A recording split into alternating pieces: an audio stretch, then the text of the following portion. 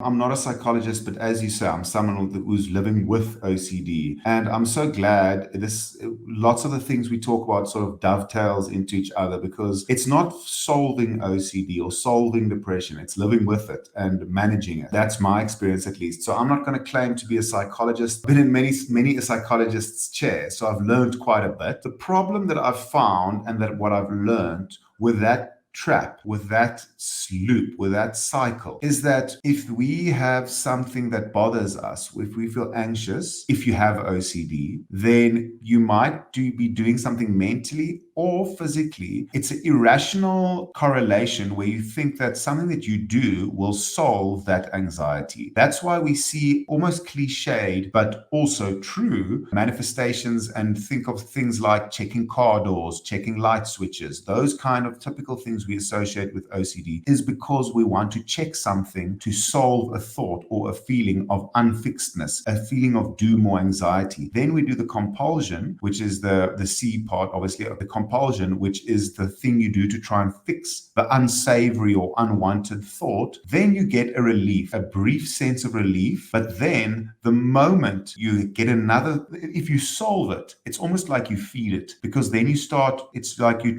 start telling your brain, if you feel a sense of unease, you need to do a compulsion to feel better. At first, you thought there's like this irrational connection. Oh, maybe if I just check the light switches 10 times, then it sounds bizarre, but my mom won't get ill. They call it magical thinking, where you make correlations between things that don't make sense, but the feeling has got such conviction. And then you kind of feed this irrational response. Oh, once I checked the lights 10 times and my mom didn't get cancer. Oh, it must be because of that. So I'm just going to do that in case it has a correlation. I know, rationally speaking, that's ridiculous. I know that. But somehow there's a conviction. It's a feeling-based thing. So the trick really is, in my experience, is not to do the compulsions, is to starve the anxiety. And it's so difficult, but not to feed into that loop. To get to, as they say, instead of solving it in content, solve it by getting out of the ring.